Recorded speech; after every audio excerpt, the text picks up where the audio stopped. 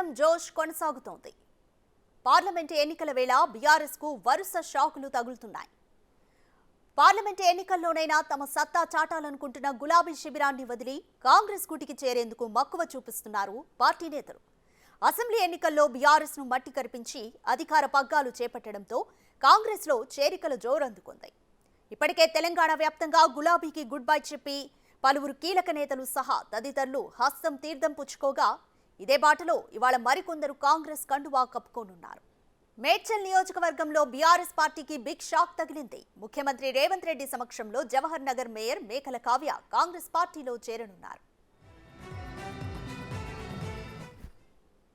రేవంత్ రెడ్డి అంటే ఆయన వచ్చినాక ప్రజలకు ఒకటి ఏంటంటే ఒక స్వేచ్ఛ వచ్చిందని, ప్రభుత్వం మా ప్రభుత్వం అని, మేము ఎప్పుడైనా మా కష్టం ఉంటే ప్రభుత్వానికి చెప్పుకోవచ్చు అని, ముఖ్యమంత్రి గారికి చెప్పుకోవచ్చు, మినిస్టర్కి చెప్పుకోవచ్చు, మా ప్రగతి భవన్ గేట్లు ఓపెన్ ఉన్నాయని, అదేవిధంగా సెక్రటరియట్ గేట్లు ఓపెన్ ఉన్నాయని ఒక ఫీలింగ్ అనేది వచ్చింది. సరే, అది ఏ విధంగా అవుతుంది ఏంటి అనేది ఒక ఫీల్ గుడ్ ఫ్యాక్టర్ అనేది ఈ ప్రభుత్వం మీద ఏర్పడ్డది. దాని ద్వారానే ఇంతమంది ప్రజలు ఈరోజు ముఖ్యమంత్రి గారిని కలుస్తున్నారు. నాలాంటి వాళ్ళు కూడా మంచి ఏదైనా ఒక ముఖ్యమంత్రి ప్రజలలో గుడ్ విల్ తోటే మేము కూడా ఉంటాం కదా. రాజకీయ నాయకుడు ఉంటాడు, ప్రజలకు ఒక పార్టీ మీద గుడ్ విల్ లేకుంటే ఆ పార్టీకి ఏం మనుగడ ఉంటుంది చెప్పండి.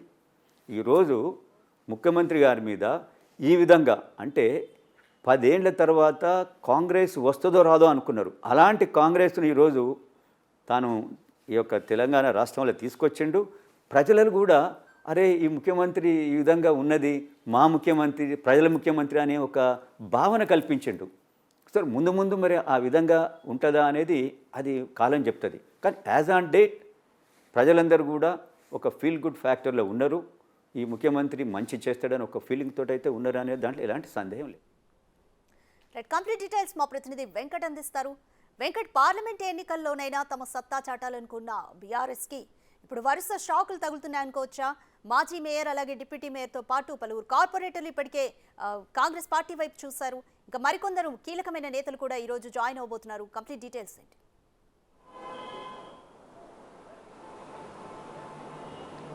రాధిక, కాంగ్రెస్ పార్టీ దేశవ్యాప్తంగా అమలు చేస్తున్నటువంటి ఘర్ వాపసీ అనేది ప్లాన్ సక్సెస్ఫుల్గా రన్ అవుతుందని చెప్పుకోవచ్చు. ఇవాళ దేశవ్యాప్తంగా ఇండియా కూటమికి రోజు రోజుకు ఆదరణ పెరిగిపోతుంది. అందులో భాగంగానే రాష్ట్రంలో కూడా నూతనంగా కాంగ్రెస్ పార్టీ గత 10 ఏళ్ల కేసీఆర్ ప్రభుత్వాన్ని కొట్టి నూతనంగా ప్రభుత్వాన్ని ఏర్పాటు చేసింది తెలంగాణలో. కాబట్టి ఇవాళ తెలంగాణ సమాజం అంతా కూడా కాంగ్రెస్ పార్టీ వైపుకు చూస్తుంది. ఎందుకంటే ఈ దేశంలో గత 50 ఏళ్లుగా కాంగ్రెస్ పార్టీ చేసినటువంటి ఘనత యావత్ ప్రపంచానికి తెలుసు. దేశ అభివృద్ధి అంటే ఏంటో కాంగ్రెస్ పార్టీ చూపించినటువంటి నేపథ్యం ఉంది. కాంగ్రెస్ పార్టీకి గత చరిత్ర అంతా కూడా కాంగ్రెస్ పార్టీ త్యాగాలతో కూడుకున్నటువంటి చరిత్ర కాంగ్రెస్ పార్టీ. దేశ స్వాతంత్ర ఉద్యమంలో కూడా కీలక పాత్ర పోషించింది. గాంధీ, మహాత్మా గాంధీ, నెహ్రూ లాంటి నేతలు ప్రాణత్యాగం చేసినటువంటి చరిత్ర కాంగ్రెస్ పార్టీకి ఉంది. ఇవాళ దేశం వ్యాప్తంగా కూడా అట్లా ప్రత్యామ్నాయంగా కాంగ్రెస్ పార్టీని చూస్తున్నారు. అందులో భాగంగానే ఘర్ వాపసీ అనే ప్రోగ్రాం ఇవాళ మొత్తం కూడా కాంగ్రెస్ పార్టీ వైపుకు చూస్తున్నటువంటి పరిస్థితి ఉంది. అందులో భాగంగానే ఇవాళ తెలంగాణ వ్యాప్తంగా కూడా వచ్చే పార్లమెంట్ ఎన్నికలకు కీలక నేతలు, ఎందుకంటే గత 10 ఏళ్ల కేసీఆర్ పాలనలో అనేక అవమానాలు ఎదుర్కొన్నటువంటి అనేక మంది ఉన్నారు. వాళ్ళందరూ కూడా చెప్పుకోలేనటువంటి పరిస్థితుల్లో గత 10 ఏళ్ళు మగ్గిపోయినారు. ఇప్పుడు స్వేచ్ఛగా కాంగ్రెస్ పార్టీ అధికారంలోకి వచ్చింది. ఈ అధికారంలో వచ్చిన తర్వాత ఏదైతే ప్రగతి భవన్ అని చెప్పుకుంటున్నటువంటి గడిలను కూడా కూల్చి ఇవాళ స్వేచ్ఛగా ప్రజలు తమ సమస్యలు చెప్పుకునేందుకు ఇవాళ ప్రజాభవన్గా మార్చి, జ్యోతిరావు పూలే ప్రజాభవన్గా మార్చి ప్రజలందరినీ కూడా ఇవాళ అక్కడికి తన సమస్యలు చెప్పుకునేందుకు కూడా వస్తున్నటువంటి సందర్భం ఇవాళ రాష్ట్ర వ్యాప్తంగా కనిపిస్తుంది. ఇట్లా రోజు కూడా ఒక్కొక్క ఒకటి కేసీఆర్ చేసినటువంటి తప్పిదాలని ఒక్కొక్కటి బయటపడుతుండడంతో కేసీఆర్ ఈ మొత్తంలో రాష్ట్రాన్ని లూటి చేశారా అంటూ కూడా ఇవాళ ప్రతి ఒక్కరూ ఆశ్చర్యపడుతున్నటువంటి పరిస్థితులు ఉన్నాయి. కాబట్టి ఇవాళ రాష్ట్ర వ్యాప్తంగా కాంగ్రెస్ వైపు చూస్తున్నారు. బీఆర్ఎస్ పార్టీ కావచ్చు, బీజేపీ కావచ్చు, మిగతా పార్టీల నేతలందరూ కూడా ఒక్కొక్కరు తన సొంత గూటికి చేరుతున్నటువంటి సిచ్యువేషన్ ఇవాళ కనిపిస్తూ ఉంది. అందులో భాగంగానే రాష్ట్ర వ్యాప్తంగా కావచ్చు, ఇటు 2 జంట నగరాలపై మీద కూడా కాంగ్రెస్ అధిష్టానం దృష్టి పెట్టింది. ఇక్కడ సంస్థాగతంగా పార్టీ పూర్వవైభవం తెచ్చుకునేందుకు పార్టీ సక్సెస్ఫుల్గా ముందుకు వెళ్తున్నటువంటి సందర్భం కనిపిస్తుంది. అందులో భాగంగానే గతంలో కాంగ్రెస్ పార్టీ నుంచి బయటికి వెళ్ళినటువంటి నేతలందరూ కూడా ఇవాళ తిరిగి తన సొంత గూటికి వచ్చేందుకైతే ప్రయత్నాలు జరుగుతున్నాయి. అందులో భాగంగానే ఇవాళ బొంతు రామ్మోహన్ కావచ్చు, తీగల కృష్ణారెడ్డి కావచ్చు, మోతే శ్రీలత కావచ్చు, అట్లనే పట్నం మహేందర్ రెడ్డి దంపతులు కావచ్చు, ఇంకా చాలామంది నేతలందరూ కూడా ఇవాళ కాంగ్రెస్ పార్టీ వైపుకు చూస్తున్నటువంటి సందర్భం కనిపిస్తుంది. ఎందుకంటే అధికారంలోకి వచ్చిన తర్వాత ఒక భరోసాని ఈ రాష్ట్ర ప్రజలకు కల్పించినటువంటి కాంగ్రెస్ ప్రభుత్వం ఇవాళ మొత్తం రాష్ట్ర వ్యాప్తంగా అభివృద్ధి కావచ్చు, ఇవాళ దేశవ్యాప్తంగా చేసినటువంటి అభివృద్ధి కావచ్చు, ఇవన్నీ కూడా కాంగ్రెస్ పార్టీ హయాంలో జరిగినటువంటి అభివృద్ధి పనులే ఉన్నాయి. ఇవాళ కాళేశ్వరం ప్రాజెక్టు చాలా తక్కువ సమయంలో నిర్మించారు. దానికి ఒక ప్లాను పద్ధతి ఏది లేకుండా కూడా నిర్మించారంటూ కూడా నివేదికలు చెబుతున్నాయి. కానీ కాంగ్రెస్ పార్టీలో నిర్మించినటువంటి ప్రాజెక్టులన్నీ ఇవాళ సక్సెస్ఫుల్గా రన్ అవుతున్నాయి. ఎక్కడ కూడా ఎలాంటి ఘటనలు ప్రమాదాలు కూడా జరగకుండా ఇవాళ కొన్ని వేల సెక్యుల నీటిని ఇవాళ ఆపుకుంటున్నటువంటి పరిస్థితి కనిపిస్తుంది. కాబట్టి 10 ఏళ్లలో జరిగినటువంటి తప్పిదాలు, అన్యాయము, నష్టము గత ఉమ్మడి రాష్ట్రంలో కూడా జరగలేదనేది స్పష్టంగా ప్రజలకు అర్థమయ్యేలా చెప్తుంది కాంగ్రెస్ పార్టీ. ఇవన్నీ చూసినటువంటి మిగతా పార్టీల నేతలు ఇవాళ నిజాలు తెలుసుకున్న తర్వాత తప్పు చేశామంటూ కూడా బాధపడుతున్నటువంటి సందర్భం కనిపిస్తుంది. వాళ్ళందరూ కూడా తిరిగి కాంగ్రెస్ పార్టీలోకి వస్తున్నటువంటి సందర్భం ఉంది. ఇప్పటికే అధిష్టానం అంతా కూడా దిశానిర్దేశం చేసింది.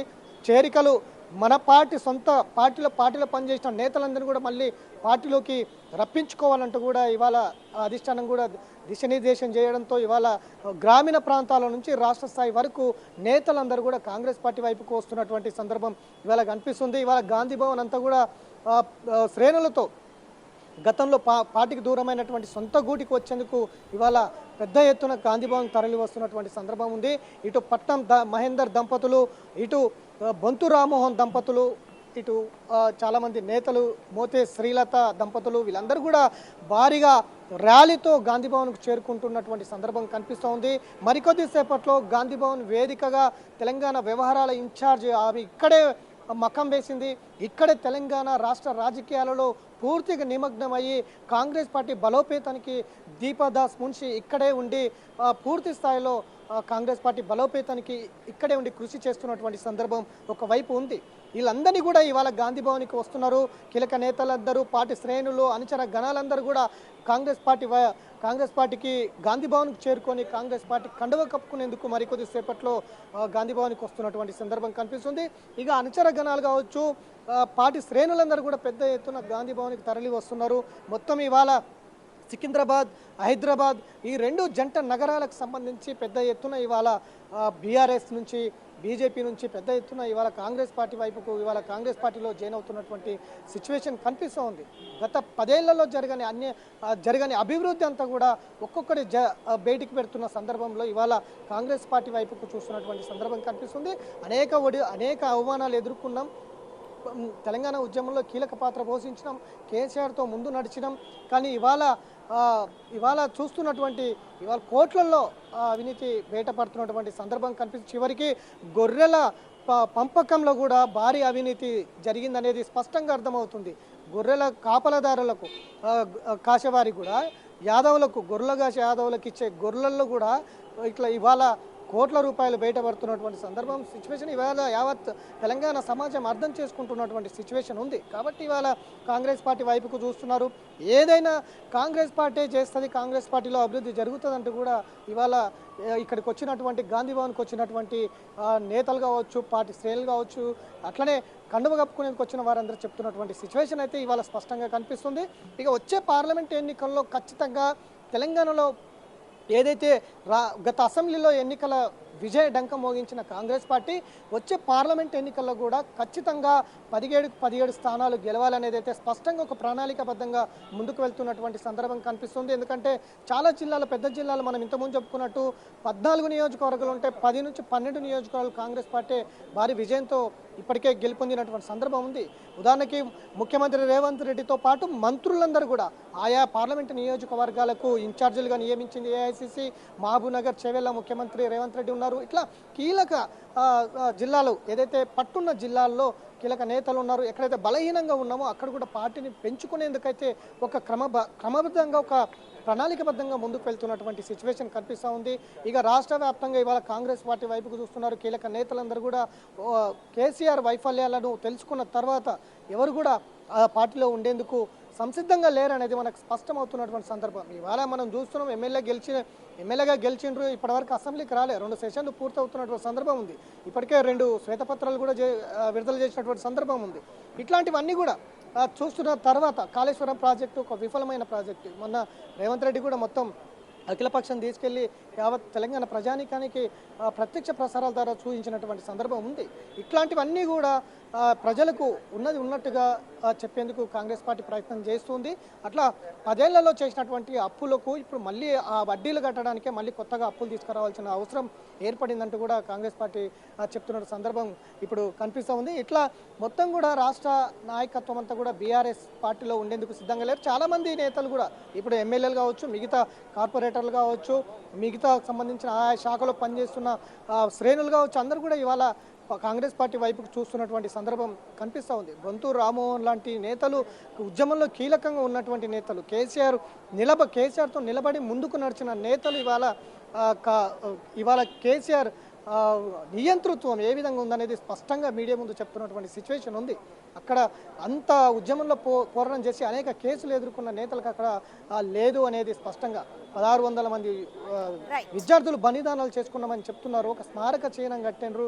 వాళ్ళ కుటుంబాలకు ఇప్పటికీ న్యాయం జరిగినటువంటి సిచ్యువేషన్ ఇవాళ యావత్ తెలంగాణ సమాజం చూస్తుంది. మొత్తం యావత్గా తెలంగాణ రాష్ట్రం నుంచి కీలక నేతలందరూ కూడా కాంగ్రెస్ పార్టీ వైపుకు చూస్తున్నటువంటి నేపథ్యం కనిపిస్తుంది. ఇక కొద్దిసేపట్లోనే భారీ ర్యాలీతో ముఖ్య నేతలందరూ బొంతు రామన్ కావచ్చు, పట్నం మహేందర్ రెడ్డి దంపతులు కావచ్చు, ఇటు మోతే శ్రీలత, తీగల కృష్ణారెడ్డి ఇట్లాంటి నేతలందరూ కూడా భారీగా ర్యాలీతో కాంగ్రెస్ పార్టీ గాంధీ భవన్కు చేరుకుంటున్నారు. మరికొద్దిసేపట్లో దీపదాస్ మున్సి, మహేష్ కుమార్ గౌడ్ నేతృత్వంలో కాంగ్రెస్ పార్టీ తీర్థం పుచ్చుకునే అవకాశం అయితే స్పష్టంగా మనకు కనిపిస్తుంది. Radhika, right, thank you Venkat.